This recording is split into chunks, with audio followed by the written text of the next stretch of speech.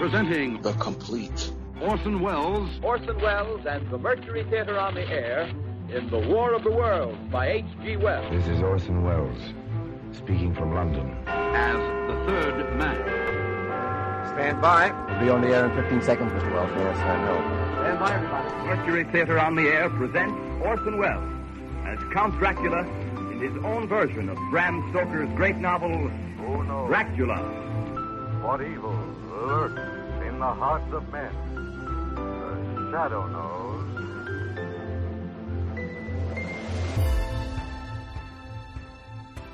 Hello world, welcome to The Complete Orson Welles, brought to you by Dwayne Old Time Radio. This podcast will feature various classic radio programs ranging mostly from 1936 to 1952 that Orson either produced and directed, was featured on, or starred as a guest. If you enjoy my podcast, you can subscribe to receive notifications of new posts. Subscribing is free and only takes a moment. New episodes are posted weekly. If inclined, please leave a rating and or review on your preferred podcast service. Thank you for your support. Hope you enjoyed the genius of Mr. Welles. Happy New Year. And let's get going with the new year of The Complete Orson Welles on Dwayne Old Time Radio. We're going to start the year with the Mercury Theatre on the Air with their drama titled The Pickwick Papers. This drama aired November 20th, 1938.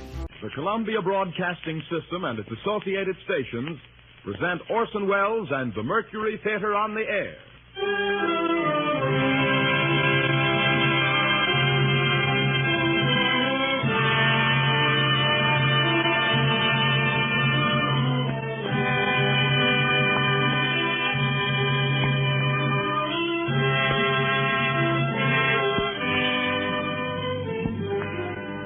Tonight, for the 20th broadcast in this series of great narratives, dramatized, produced, and directed by Orson Welles, we turn again to one of the classics of the last century, The Pickwick Papers by Charles Dickens.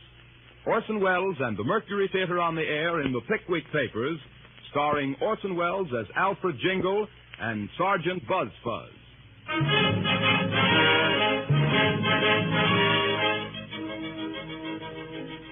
May the 12th, 1827, in special session of the Corresponding Society of the Pickwick Club, Samuel Pickwick, chairman, presiding, unanimously resolved that the first expedition of the society be devoted to the study of the habits and customs of the landed gentry of southern England, in pursuance of which places are to be reserved on the Commodore coach bound from Golden Cross to Rochester, whence the party will proceed by carriage to the manor of Dingley Dell in the county of Suffolk, England.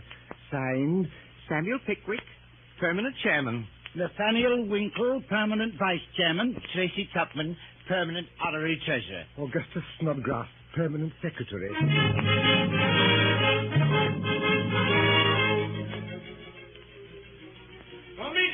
Commodore Express coach starting now for Slough, Chatham, Brompton, Eaglesville, and Rochester. Bright and still was the day, balmy the air, and beautiful the appearance of every object as our illustrious chairman rose from his bed in Goswell Street and proceeded to put himself into his clothes and his clothes into his portmanteau. As he sat down to breakfast, a casual observer might possibly have remarked nothing extraordinary in the bald head and circular spectacles, which were intently turned towards the griddled kidney that lay on the plate before him. To those who knew that the gigantic brain of Pickwick was working beneath that forehead, and that the beaming eyes of Pickwick were twinkling behind those glasses, the sight was indeed an interesting one. And how much more interesting did the spectacle become when, starting into full life and animation, he rose from the table, seized his portmanteau, inserted a telescope in his greatcoat pocket and a notebook in his waistcoat, and bade a hearty farewell to Mrs. Bardell, his landlady, and started for the street. 6 minutes later, he reached the Golden Cross. Commodore Express coach starting now for Slough, Chatham, Brompton, Eaglesville, and Rochester. Bless me, that's our call. This way, Mr. Pickwick, this way. Hurry there, hurry, Mr. Pickwick. Oh, Mr. Pickwick, Mr. Pickwick. There, my portmanteau, my portmanteau! Comfortably seated in the coach was a tall, thin young man in a shiny green coat. It was buttoned closely up to his chin, and an old stock without a vestige of shirt ornamented his throat. His face was thin and haggard. Welcome, gentlemen. Welcome, entirely welcome. Charming company. Pleasant journey. Lots of room. Brown paper parcel here. That's all. Other luggage gone by water. Packing cases nailed up. Bacon houses. Heavy. Blasted heavy. A moment later, we came out under the low archway which formed the entrance to Holborn Bridge. Yes, sir. That's right. Take care of your heads. Terrible place, this. Dangerous work. Other day, 5 children. Mother, tall lady, eating sandwiches. Forgot the arch. Crash. Knock. Children look around. Mother's head off. Sandwich in her hand. No mouth to put it in. Head of a family off. Shocking. Makes you think, eh, sir? Glad to meet you. Name is Jingle. Alfred Jingle. Yours, sir? Samuel Pickwick, sir. Philosopher, sir? An observer of human nature, sir. So am I. Most people are when they've little to do and less to get. Poet, sir? My friend, Mr. Augustus Snodgrass here, has a strong poetic turn.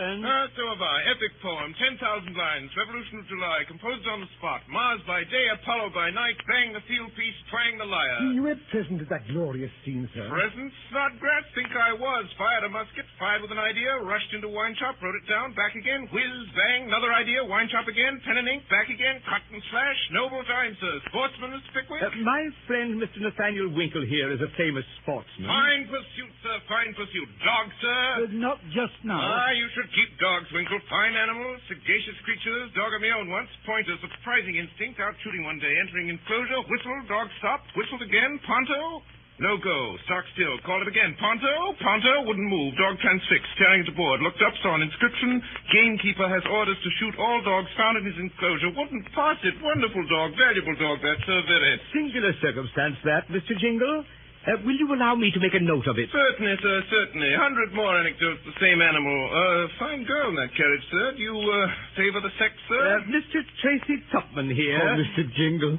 Irresistible creatures. English girls, Tupman, not so fine as Spanish. Noble creatures, Spanish girls. Jet hair, black eyes, lovely forms. Sweet creatures, beautiful. You've been in Spain, sir? Lived there, ages. Many conquests, sir? Conquests, thousands. Don Bellaro Fisgig, grandee, only daughter, Donna Christina, splendid creature, loved me to distraction, jealous father, high-souled daughter, handsome Englishman, Donna Christina in despair, prussic acid, stomach pump in my portmanteau, operation performed, old Bellaro in ecstasies, consent to our union, joined hands and flood of tears. Romantic story, very. Is the lady in England now, sir? Dead, sir, dead. Never recovered the stomach pump, undermined constitution, fell a victim. And her father? Remorse and misery, sudden disappearance, talk of the whole city, search made everywhere without success, public thought in the great square suddenly ceased playing, weeks elapsed, still a stoppage, workmen employed to clean it, water drawn off, father-in-law discovered sticking headfirst in the main pipe with full confession in his right boot. Took it out, and the fountain faded away again as well as ever. Will you allow me to note that little romance down, Certainly, sir, certainly. 50 more if you'd like to hear them. Strange life, sir, mine. Rather curious history. Not extraordinary, but singular. Very singular.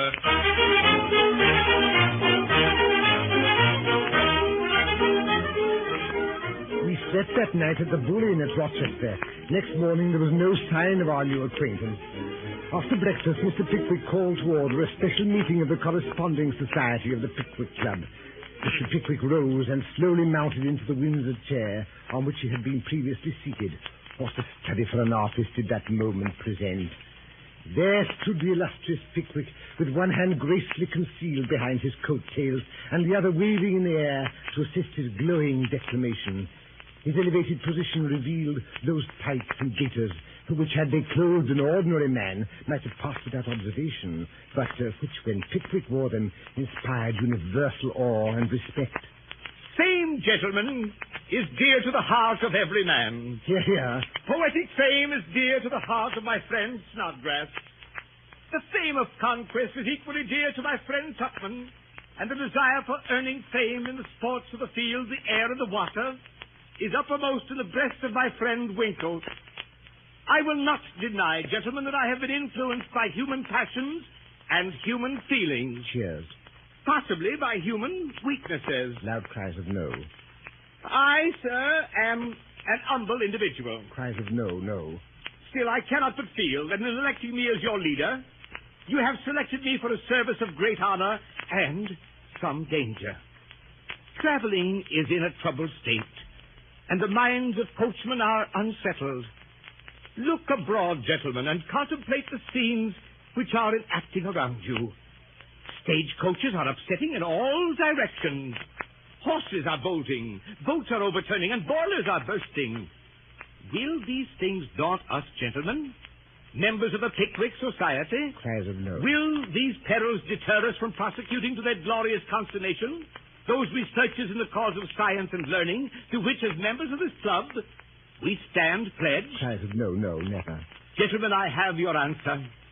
I thank you. Loud cheers. Meeting adjourned.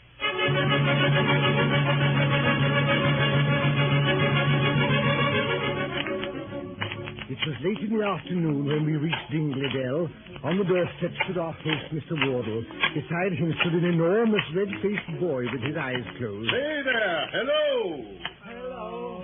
Why, where have you been? We've been waiting for you all day. Well, you do look tired. Not hurt, I hope, eh? No? Well, I'm glad to hear that. Very, very glad to be sure. Joe! Wake up, Joe! Yes, sir. Let down the steps of the gentleman's shade. Yes, sir. Our friend Winkle had a little trouble. Unusually large horse. Spilt, eh, Mr. Winkle? Never mind. Common accident in these parts. Joe! Blast that boy. He's gone to sleep again. Hey, Joe! Joe! Oh, well, gentlemen, we'll soon have you put to rights. This way. Welcome to Dingley Hall. Joe! Joe! Well, I'll be blowed if that boy hasn't fallen asleep again.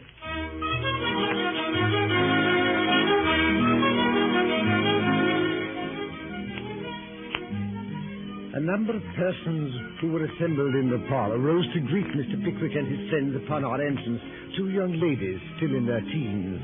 My daughters, gentlemen, my gals, these are Isabel and Emily, and that's my sister, Miss Rachel Wardle.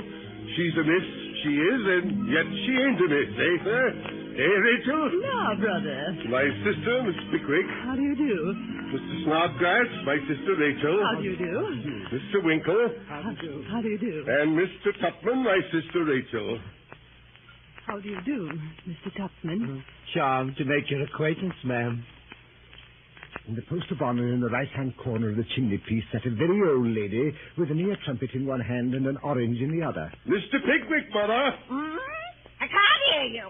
Mr. Pickwick, Mother. Oh, well, it don't matter. He don't care for an old woman like me, I dare say. I assure you, ma'am, that nothing delights me more than to see a lady of your time of life leading so fine a family and looking so fine and well. It's all very fine, I dare say, but I cannot hear him. Not a word, not a word.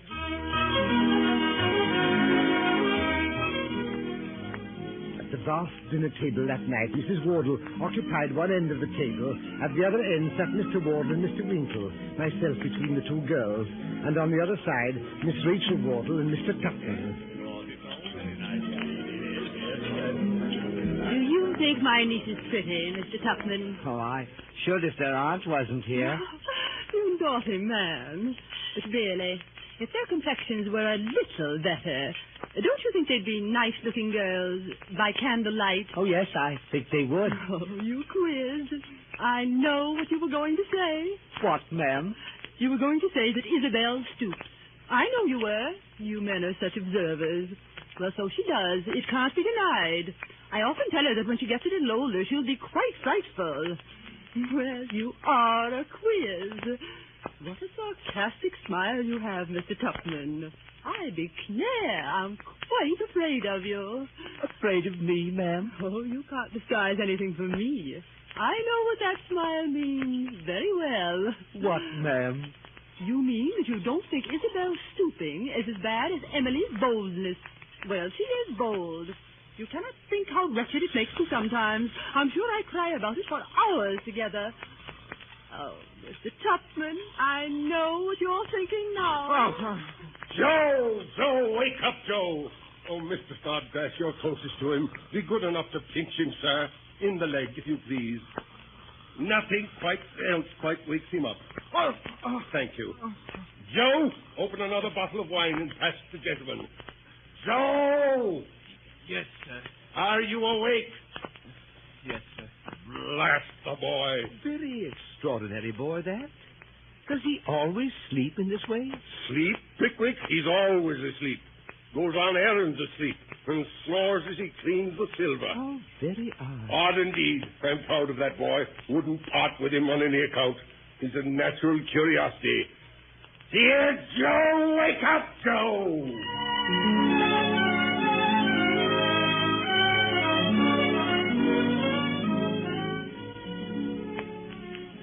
Next morning, when our chairman awoke, the rich, sweet smell of the hayricks rose to his chamber window, and all around he heard the birds singing. Hello! Hey, Pickwick! Hello! How are you? Wardle! Is that you? I'm out in the garden. Beautiful morning. Make haste. Sit down. Come out. I say! Yes? What's going on? What are you doing with that gun under your arm? Why, your friend Mr. Winkle and I are going rook shooting before breakfast. He's a very good shot, ain't he? I've heard him say he's a capital one. I admit I never saw him aim at anything.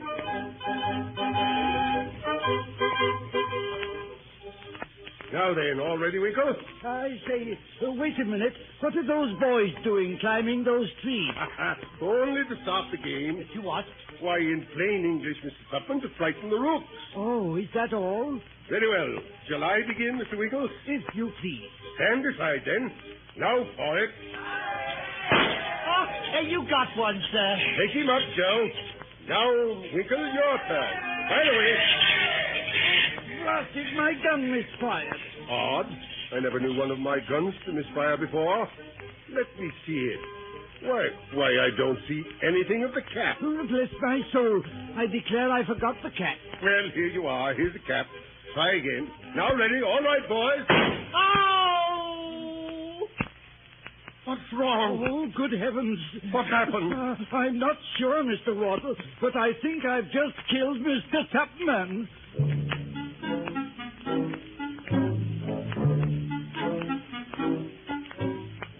The surgeon came. Mr. Tupman's arm was examined, the wound dressed, and pronounced to be a very slight one.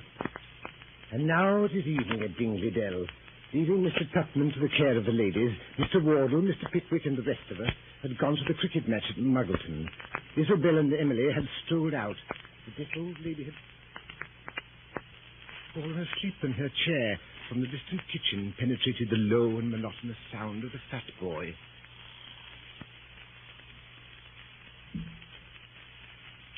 Mr. Tupman. Miss Wardle, you are an angel. Mr. Tupman. Nay, I know it but too well. All women are angels, they say. Then what can you be? Or to what, without presumption, can I compare you, Miss Wardle? There was a woman ever seen who resembled you. Where else could I hope to find so rare a combination of excellence and beauty? Where else could I see? Men are such deceivers. Oh, they are. But not all men. There lives at least one being who can never change. One being who would be content to devote his whole existence to your happiness. Who lives but in your eyes. Who breathes but in your smiles. Who bears the heavy burden of life itself. Only for you, Miss Wardle. Could such an individual be found? Ah, but he can be found. He is found. He is here, Miss Wardle, on his knees at your feet. Mr. Tupman, rise. Never. Oh, Rachel. Rachel. Oh, Rachel. Say you love me. Mr. Tupman, I can hardly speak the words, but you are not entirely indifferent to me. Rachel.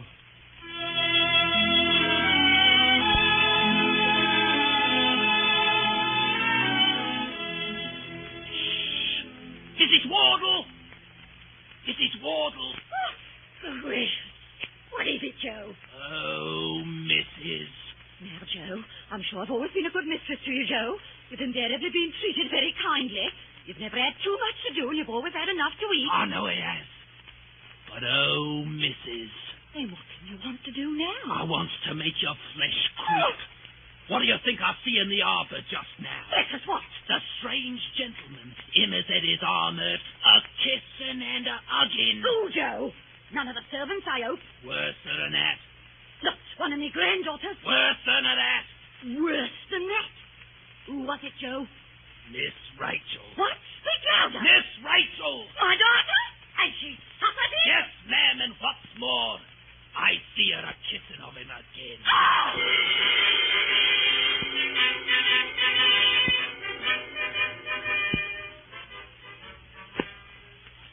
Then, 11, 12 o'clock had struck, and the gentleman had not returned from the cricket match. Consternation reigned at Dingley Dell.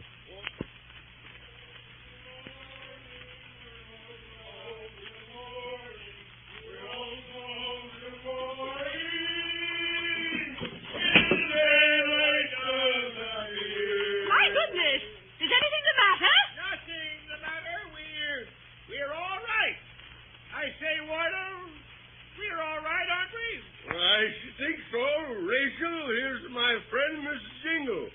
Miss Pickwick's friend. Miss Jingle has come on a little visit to Dingley Dell. Nothing the matter, ma'am. No cause for alarm in feminine breast. None whatsoever. Cricket dinner, glorious party, capital songs, old port, claret, good, very good wine, ma'am. Wine. Wine. We won't go home till morning. We won't go home till morning. We won't go home till morning. Till daylight doth appear. Early next morning, Mr. Jingle arose. Since none else in the house was about at that hour, he had the honor of breakfasting alone with Mrs. Wardle. Of what transpired between them, nothing is known, but this much is known, that later that morning, finding the door to the parlor partially open, he peeped in. Miss Rachel, forgive intrusion, short acquaintance, no time for ceremony. All discovered. Sir? Hush. Large boy, dumpling face, round eyes, Joe, treacherous dog, overheard everything. Told the old lady furious, wild, raving, Arbor, Tupman, kissing and hugging, all that sort of thing, eh, ma'am, eh? Mr. Jingle, if you have come here, sir, Not at all, by no means. Old lady told me over scrambled eggs, came to warn you of your danger, tend to services, prevent the hubbub. Never mind, think it an insult, leave the room. Oh, dear, what shall I do? My brother will be Of furious. course he will, outrageous. Oh, Mr. Jingle, what can I say? Things dreamt it, nothing more easy. Blackguard boy, lovely woman, fat boy, horsewhipped. You believed, end of matter, all comfortable. Oh. You seem unhappy, Mr. Jingle.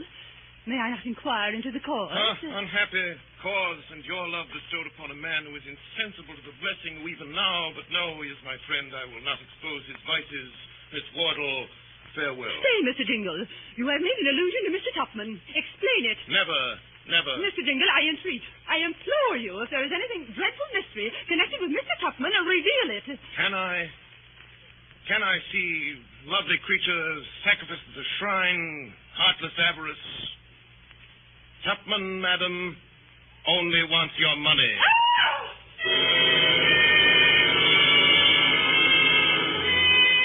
Oh, Mr. Wardle, they've gone. What are you talking about? They've gone, master. Gone right clean off, sir. Who's gone? Are you out of your head, boy? That's the Jingle and Miss Rachel. Off to London to get married, they said. The scoundrel. They let in a poach, eh? Where's this morning they did from Blue Lion, Muggleton. I was there, Mr. Wardle, but I couldn't stop them, so I ran off to Teddy. Good Lord, what should we do? Joe, where's the gig? The gig. I'll get a shave to the lion, I'll follow them. I'll go with you. You're a good fellow, Pickwick. Are you ready? I'm ready. All right, here's the gig, sir. Ready to go. Come on, Pickwick. We'll catch them this side of London, or we'll break our necks trying.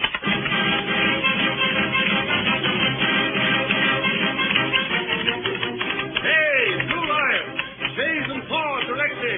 Out with them, hurry! Right you are, Mr. Wyatt. Now, boys, shades and pour out. Think tight. Put the line there. How much are they ahead? Well, about 2 hours. Which way did they go? London Road, sir. London Road. In you get, Pickwick. Off with you, coachman. The 7-mile stage is less than a half an hour, and the guinea's yours.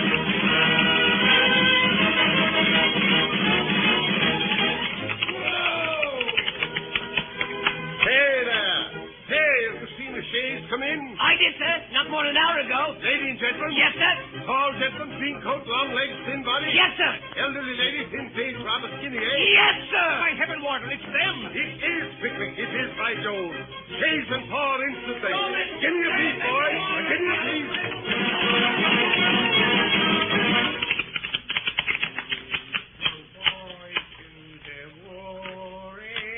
Hey there. Fruit. Fruit. Yes, sir. Is this the White Hart Inn? It is, sir. This is a curious old place of yours, my friend. If you'd sent word you was a-coming, we'd had it repaired. The fact of the matter is that if you'll stop polishing those boots for a minute and answer our questions, you won't regret it. Won't regret it, eh? We want to know who you got stopping here at present. Who we got stopping here? Well, there's a wooden leg in number 6.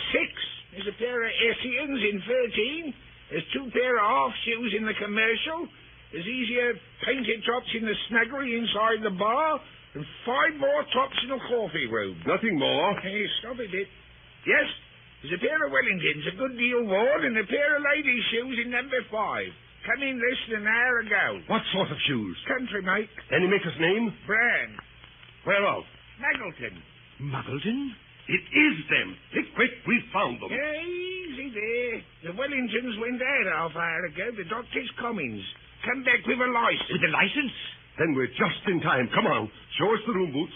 Weller's the name, sir. Sam Weller. Well, here's a sovereign, Weller.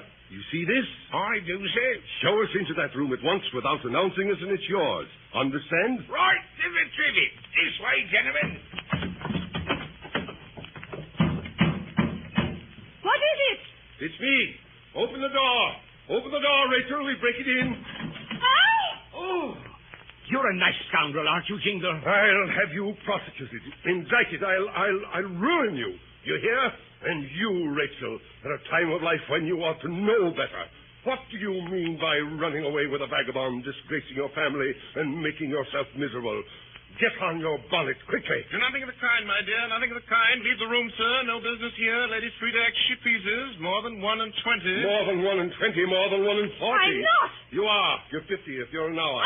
As for you, Jingle, I've a good mind to break every bone in your body. Idle threats, sir, idle threats. Impetuous nature. Mr. Wardle, you and I, men of the world, one thing another. Do sit down, sir. Humble lodgings. Talk it over. Pro and con. Surely, Mr. Wardle. No compromise with the likes of you, sir. One moment, Pickwick. Mr. Jingle, how much will you take? 50 pounds? It won't do. Not half enough. Think it over. There's a great deal to be done with 50 pounds, my dear sir. More to be done with 150. Won't waste time in splitting straws. Say 70.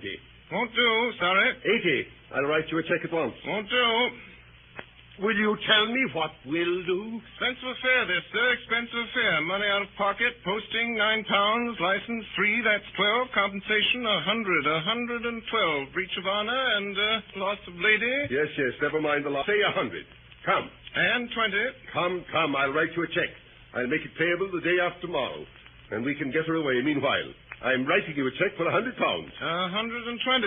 Very well, then, 120. Here you are.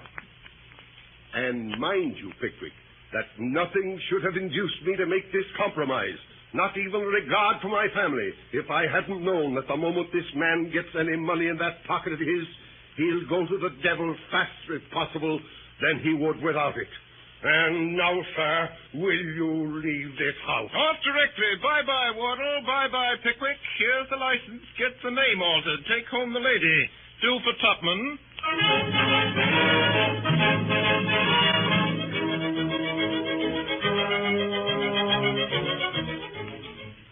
CBS and its affiliated stations are presenting Orson Welles and the Mercury Theatre on the air in an original dramatization of Charles Dickens' Pickwick Papers.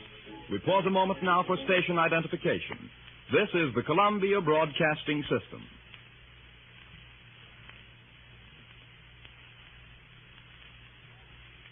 Charles Dickens' Pickwick Papers, brought to you by the Mercury Theatre on the air and starring Orson Welles as Alfred Jingle and Sergeant Buzzfuzz.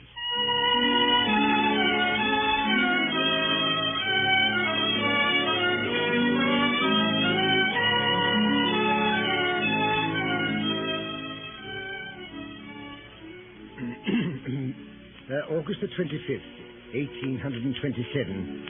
Mr. Pickwick's apartments in Goswell Street, although on a limited scale, were particularly adapted for the residence of a man of our chairman's genius and observation. There were no children in the house, no servants, no fowls. His landlady, Mrs. Bardell, the widow and sole executrix of a deceased customs house officer, was a comely woman of bustling manners and agreeable appearance. The infantine sports and the gymnastic exercises of Master Bardell, her son, aged 10, who were exclusively confined to the neighbouring pavements and gutters. Cleanliness and quiet reigned throughout the house, and in it the will of Mr. Pickwick, our chairman, was law. Mrs. Bardell? Mrs. Bardell. Sir? Your little boy is a very long time going. It's over an hour since I sent him out. Why, it's a good long way to the White Hart Inn, sir. A good 2 miles. Ah, very true, so it is. Mrs. Bardell. Sir? Mrs. Bardell, do you think it a much greater expense to keep 2 people than to keep 1? La, Mr. Pickwick, what a question. Well, but do you, Mrs. Bardell? That depends. That depends a good deal upon the person, you know, Mr. Pickwick, and whether it's a saving and careful person, sir. That's very true. But the person I have in my eye, Mrs. Bardell, I think possesses these qualities and has, moreover, a considerable knowledge of the world and a great deal of sharpness. Mrs. Bardell, which may be of material use to me. La, Mr. Pickwick. To tell you the truth, Mrs. Bardell, I have made up my mind. Dear me, sir. You will think it very strange now that I ever consulted you about the matter and never even mentioned it till I sent your little boy out this morning, eh? Well, what do you think, Mrs. Bardell? Oh, Mr. Pickwick, you're very kind, sir. It will save you a good deal of trouble, won't it? Oh, I never thought anything of the trouble, sir. And of course I should take more trouble to please you then than ever. But it is so kind of you, Mr. Pickwick, to have so much consideration for my loneliness. Oh, to be sure. I never thought of that. When I'm in town, you'll always have somebody to sit with you. To be sure, so you will. I'm sure I ought to be a very happy woman. And your little boy. Mrs. R. He, too, will have a companion, a lively one, who'll teach him, I'll be bound, more tricks in a week than he would ever learn in a year. Oh, you dear. Oh, you kind, good, playful dear. Mrs. Bardell. Oh, you darling. Mrs. Bardell, what are you doing? Oh, Mrs. Bardell, your arms. You're choking me. Dear. Bless my soul, Mrs. Bardell. My good woman. Oh, dear me, what a situation. Pray consider. Please, Mrs. Bardell, don't if anybody should come. Oh, let them come. I'll never leave you. You dear, good, kind soul. soul. Mercy upon me. Let me go, will you? I hear somebody coming up the stairs. Don't. There's a good creature. Don't. Great heavens. Well, for heaven's sake. Gentlemen. Why, what's the matter? I don't know. Stop staring, Snodgrass. Tupman, Winkle, come here. Help me. Let's lead this woman downstairs.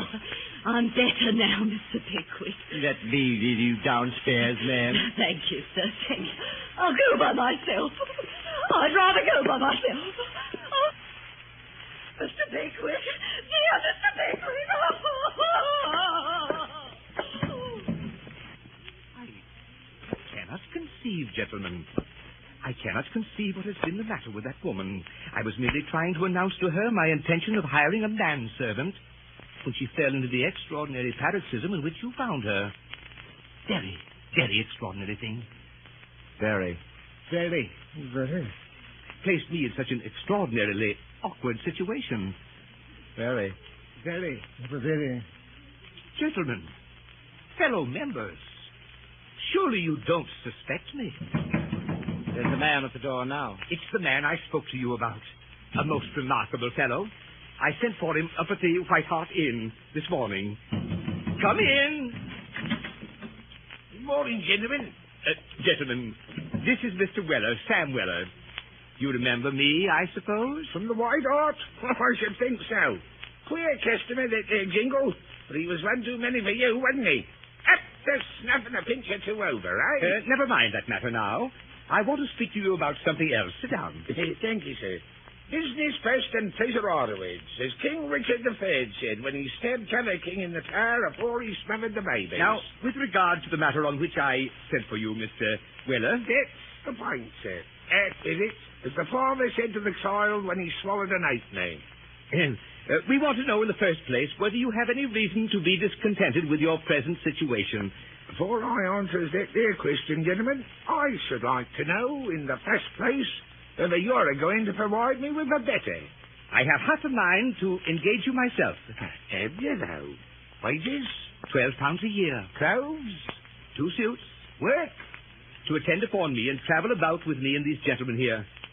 Do you accept the situation? The terms is agreed on. I'm let to a strange gentleman, and if the clothes fits me off as well as the place, they'll do. Fight the bill, Dan.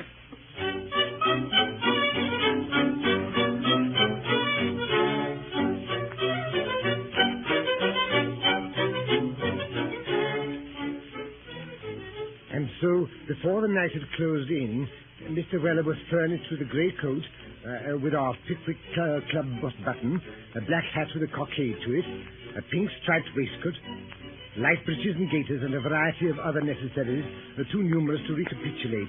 Mr. Weller regarded himself in the mirror. Well, if my father could see me there, I don't know whether I meant to be a footman or a groom or a gamekeeper or a seedsman. It looks like a sort of compo of every one on him. Never mind. There's change of air, plenty to see and little to do. And all this suits my complaint uncommon well. So long life to the Picnics, says I.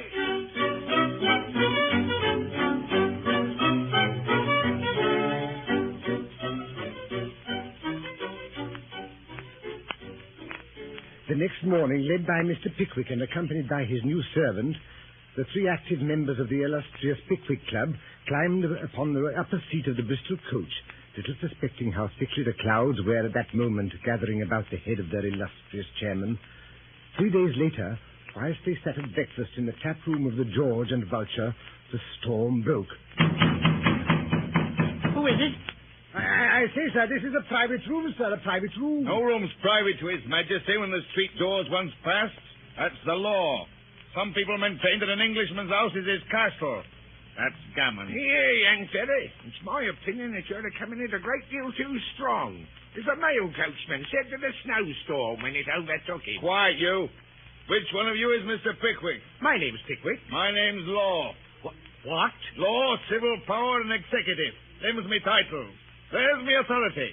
In the name of the peace of our suffering Lord the King, studied on that case, made and provided, and all regular. In pursuance of which I deliver to you, Pickwick, this communication. What do you mean by this insolence? Leave the room, sir. That I will, and gladly, sir. No offence taken, I hope, where none meant. Good day, gentlemen. On the table before our chairman lay a paper, neatly sealed with a wafer, and directed in a round hand. Mr. Pickwick picked it up and opened it. Oh, mercy on us. What's this? It must be a jest. It can't be true. What is it? What's the matter? Nobody dead, is there? Oh, Tupman, you read it. Yes. Freeman's Court, Cornhill, August 28, 1830. Bardell against Pickwick. Sir, having been instructed by Mrs. Martha Bardell, landlady of 28 Goswell Street, to commence an action against you for a breach of promise of marriage, for which the plaintiff lays her damages at £1,500, we beg to inform you that the writ has been issued against you in this suit in the Court of Common Pleas. We are, sir, your obedient servants, Dodson and Fogg. It's a plot. Yes, it is a plot, gentlemen. A vile attempt to extort money. A base conspiracy.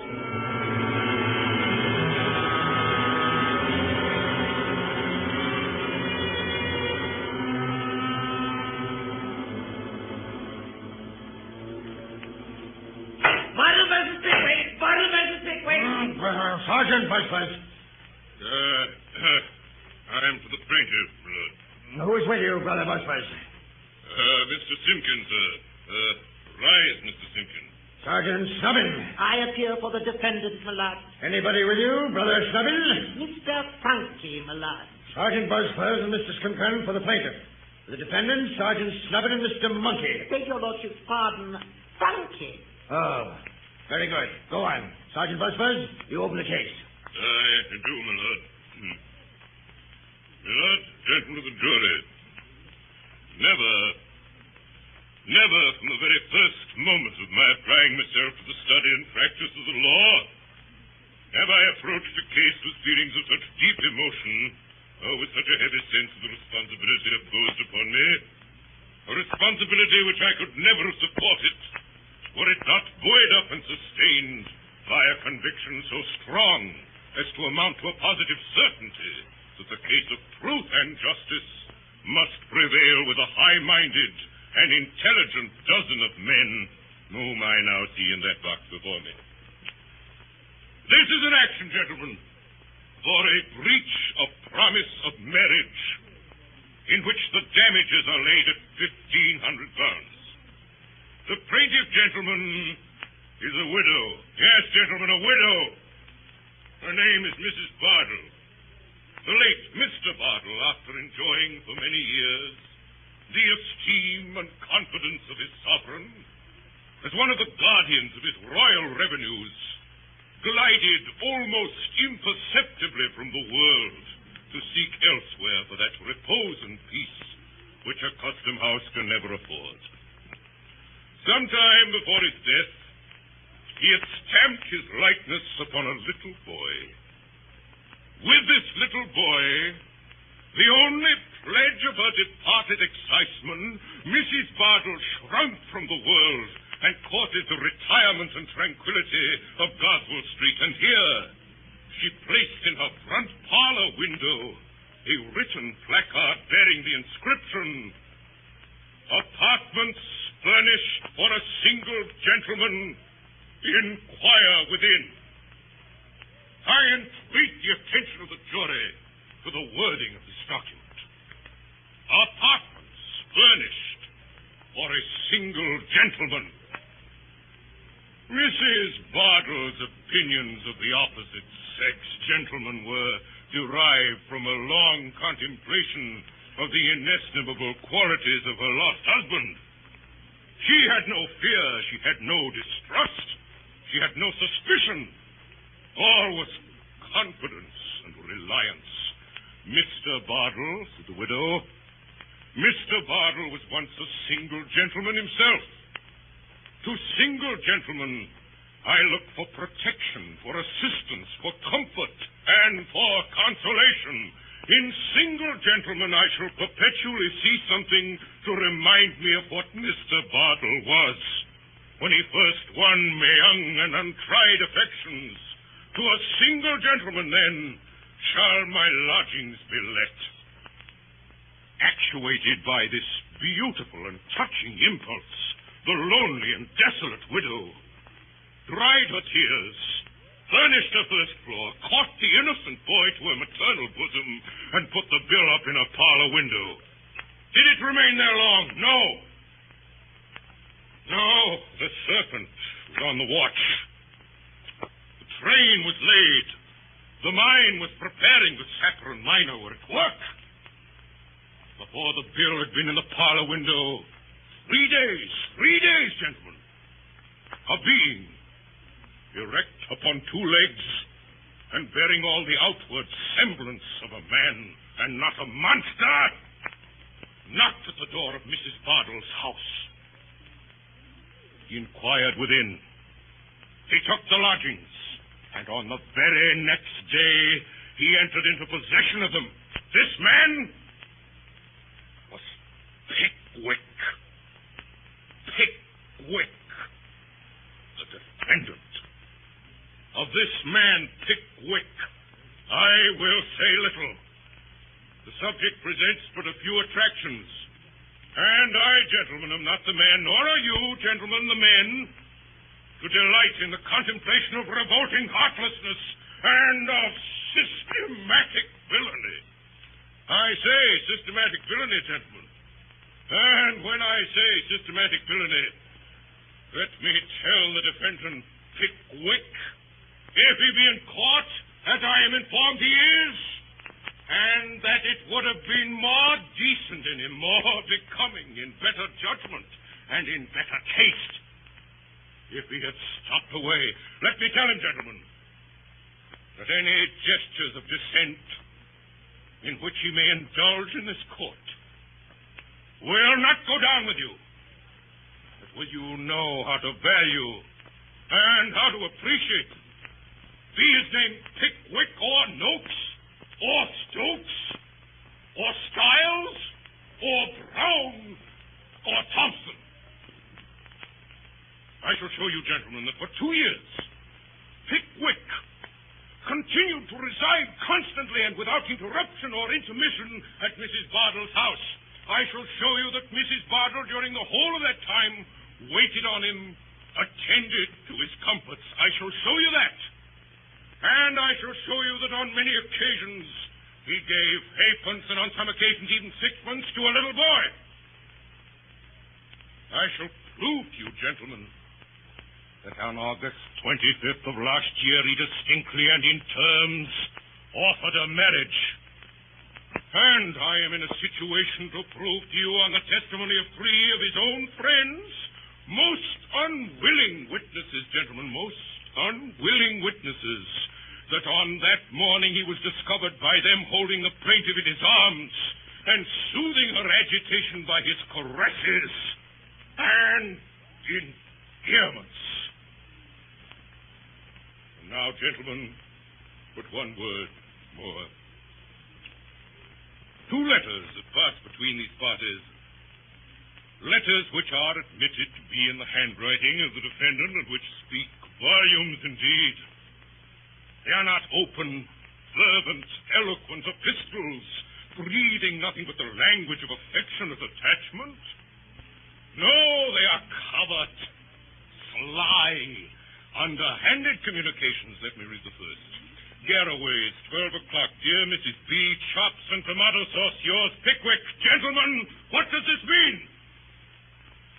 Chops and tomato sauce, yours, Pickwick. Chops! Gracious heavens and tomato sauce! Gentlemen, is this the happiness of a sensitive and confiding female to be trifled by such shallow artifices as these?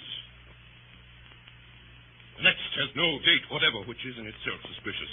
Dear Mrs. B, I shall not be at home till tomorrow. Slow coach. And then follows this very remarkable expression. Don't trouble yourself about the warming pan. The warming pan. Why, gentlemen, who does trouble himself about a warming pan? When was the peace of mind of man or woman broken or disturbed by a warming pan, which is in itself a harmless, a useful, and I will add, gentlemen, a comforting article of furniture? Why is Mrs. Bardell so earnestly entreated not to agitate herself about this warming pan unless, as is no doubt the case, it is a mere cover for hidden fire, a mere substitute for some endearing word or promise agreeably to a preconcerted system of correspondence artfully contrived by Pickwick with a view to his contemplated desertion, and which I am not in a condition to explain. But enough of this, gentlemen. It is difficult to smile with an aching heart. It is ill jesting when our deepest sympathies are awakened. My client's hopes and prospects are ruined, but Pickwick, gentlemen, Pickwick, the ruthless destroyer of this domestic oasis in the desert of Goswell Street, Pickwick, who has choked up the well and thrown ashes on the sward, Pickwick, who comes before you today with his heartless tomato sauce and warming pans, Pickwick still rears his head with unblushing effrontery and gazes without a sigh on the ruin he has made. Damages. Damages, gentlemen. Heavy damages is the only punishment with which you can visit him, the only recompense you can award to my client. And for those damages, she now appeals to an enlightened, a high-minded, a rightful feeling, a conscientious, a dispassionate, a sympathizing, a contemplative jury of a civilized countrymen. First witness, Tracy Tupman. Tracy Tupman. Nathaniel Winkle. Nathaniel Winkle, Nathaniel Winkle. Here, Your Honor. Now, don't look at me, sir. Look at the jury. Now, sir, have the goodness to let his lordship and the jury know what your name is, will you? Winkle. What's your Christian name, sir? Nathaniel, sir. Daniel? Any other name? Nathaniel, sir. My lord, I mean. Nathaniel Daniel or Daniel Nathaniel? No, my lord. Only Nathaniel, not Daniel at all. What did you tell me it was Daniel for, then, sir? I didn't, my lord. You did, sir. How could I put Daniel down on my notes unless you told me so, sir? Oh, I don't know, Your Honor. You'd better be careful, sir. Now, Mr. Winkle, attend to me if you please, sir. And let me recommend you, for your own sake, to bear in mind his lordship's injunction to be careful. I believe you are a particular friend of Pickwick, the defendant. Are you not?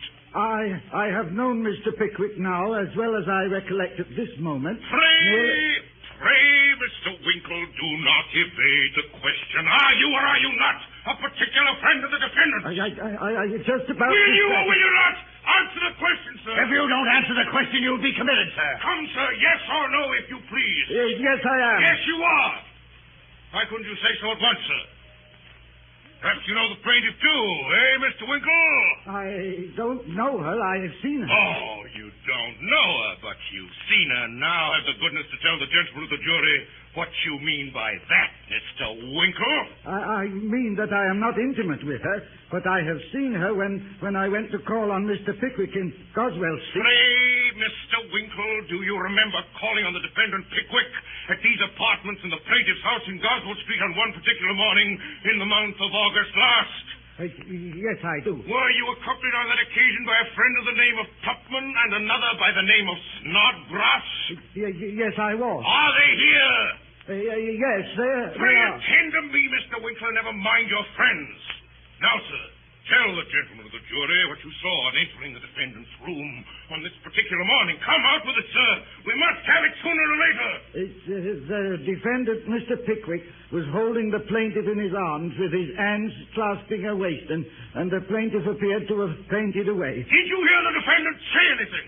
I heard him call Mrs. Bardell a good creature, and I heard him ask her to compose herself. For what a situation it was if anybody should come, or words to that effect. Now, Mr. Winkle, I have only one more question to ask you, and I beg you to bear in mind his lordship's caution. Will you undertake to swear that Pickwick, the defendant, did not say on the occasion in question, "My dear Mrs. Bardell, you're a good creature. Compose yourself to this situation, for to this situation you must come," or words to that effect? I didn't understand him so, certainly.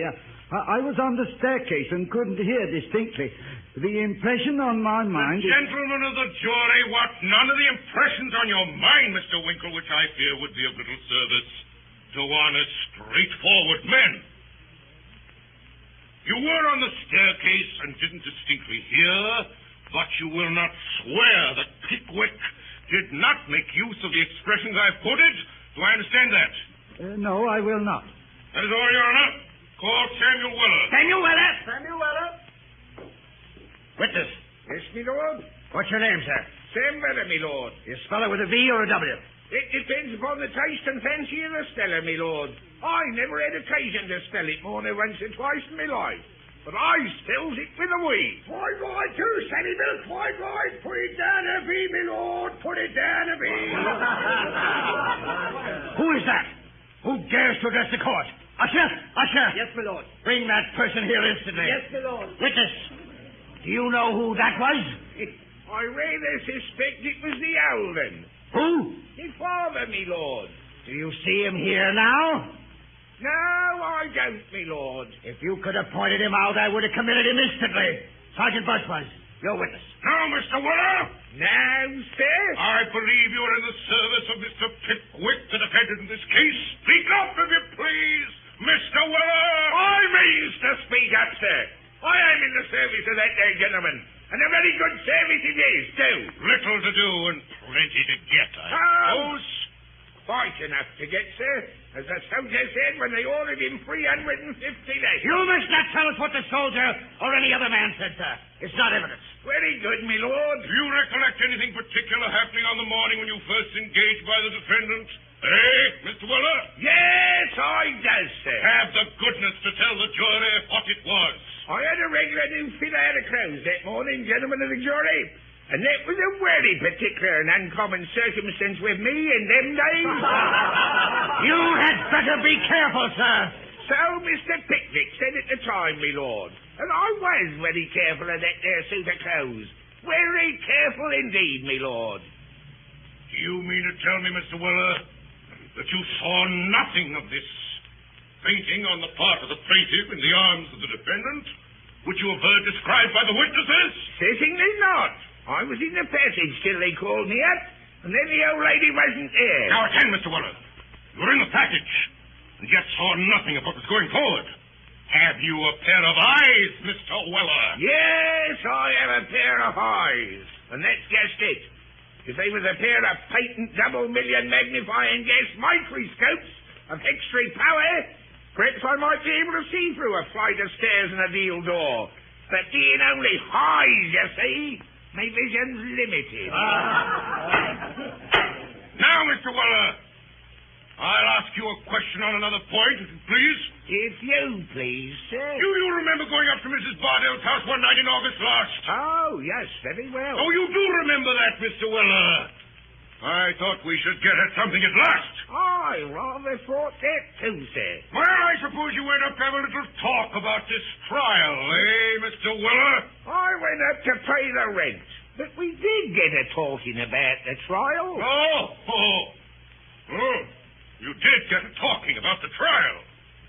Now, what passed about the trial? Will you have the goodness to tell us, Mr. Weller? With all the pleasure in life, sir.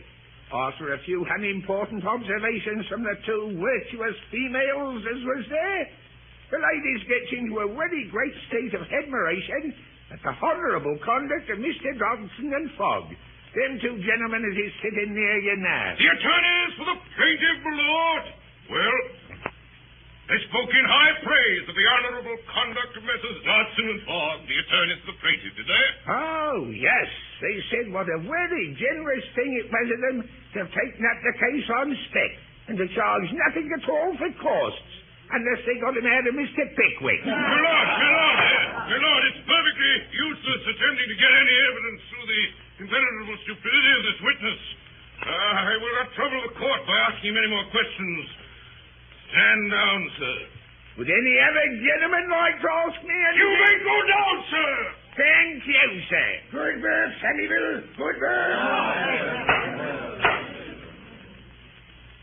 After this, Sergeant Stubben addressed the jury on behalf of the defendant, and a very long and very emphatic address he delivered, in which he bestowed the highest possible eulogisms on the conduct and character of Mr. Pickwick.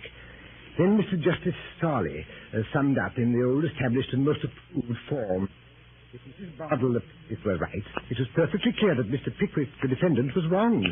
And if they thought the evidence of Mrs. Bardell, the plaintiff, worthy of credence, they would believe it, and if they didn't, why they wouldn't. The jury then retired to their private room to talk the matter over, and the judge retired to his private room to refresh himself with a mutton chop and a glass of sherry. A quarter of an hour later, the jury came back. The judge was fetched in. His Honor the Judge! Gentlemen of the jury, are you all agreed upon your verdict? We are. Do you find for the plaintiff or for the defendant? For the plaintiff. With what damages, gentlemen? £750. Defendant, have you anything to say? Mr. Pickwick took off his spectacles, carefully wiped the glasses, folded them into his case, and put them into his pocket. Then, having drawn on his gloves with great nicety, he rose to his feet. I wish to say, my lord, that not one farthing of costs or damages will you ever get from me. You may try and try and try again, Messrs. Dodson and Fogg, but not one penny will you get if I spend the rest of my existence in a debtor's prison.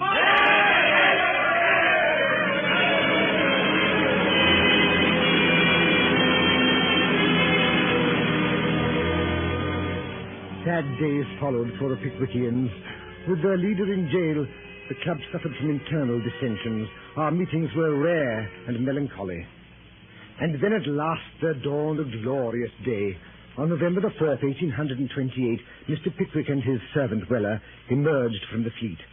On November the 5th, the members of the Pickwick Club once more gathered together at the feet of their illustrious leader, heard him deliver upon that joyful occasion an oration which has been carefully preserved in the minutes of the society. Gentlemen, cheers. Fellow members, now cheers. I shall never regret having devoted the greater part of 2 years to mixing with different varieties and shades of human character. Frivolous as my pursuit of novelty may have appeared to many. Cries of no. Nearly the whole of my previous life having been devoted to business and the pursuit of wealth. numerous scenes of which I had no previous conception have dawned upon me.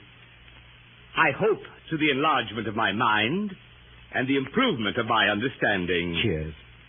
If I have done but little good, I trust I have done less harm, and that none of my adventures will be other than a source of amusing and pleasant recollection to me in the decline of life.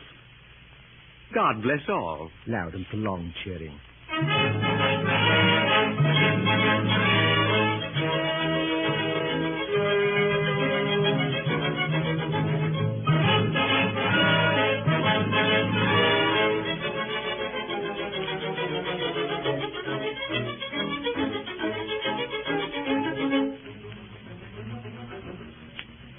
Tonight, the Columbia Broadcasting System and its affiliated stations have brought you a Mercury Theater on the Air production of The Pickwick Papers by Charles Dickens. The adaptation for radio was made by Orson Welles, who also directed the entire production. This has been the 20th in the weekly CBS series featuring this brilliant Broadway company in dramatized narratives from the world's great literature. In the cast tonight was Samuel Pickwick, played by that unstarred star of the Mercury Theater on the Air, Mr. Ray Collins. Augustus Snodgrass, by Mr. Alfred Shirley. Mr. Tracy Tupman, he of the excruciatingly warm heart, by Mr. Frank Readick. Nathaniel Winkle, the huntsman, Mr. William Podmore. Mr. Wardle, Mr. William Pringle. Joe, the fat boy who always slept, was Elliott Reid. Rachel, the spinster sister of Mr. Wardle, was Mary Wicks. Sam Weller was Mr. Eustace Wyatt. Mrs. Bardell, Brenda Forbes. Mr. Fogg, McGregor Gibbs. Sergeant Snubbins, Edgar Berrien. And finally, Sergeant Buzzfuzz and Mr. Jingle, whom you probably recognize. The orchestra was directed by Bernard Herrmann, and Davidson Taylor supervised the production for CBS.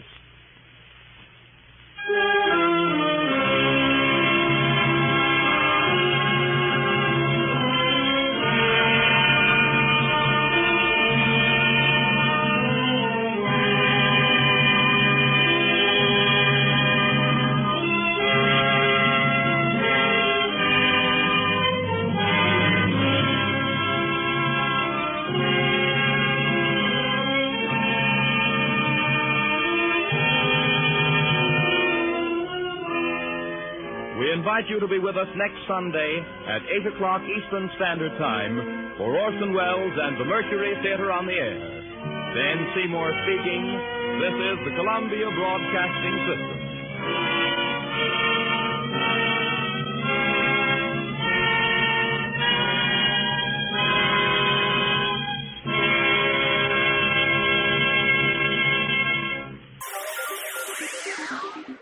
Thank you for listening to and showing your support for my podcast. If you would like to receive notifications of when new episodes are posted, please subscribe to my channel. Subscriptions are 100% free, and they really help me get an idea of how I'm doing.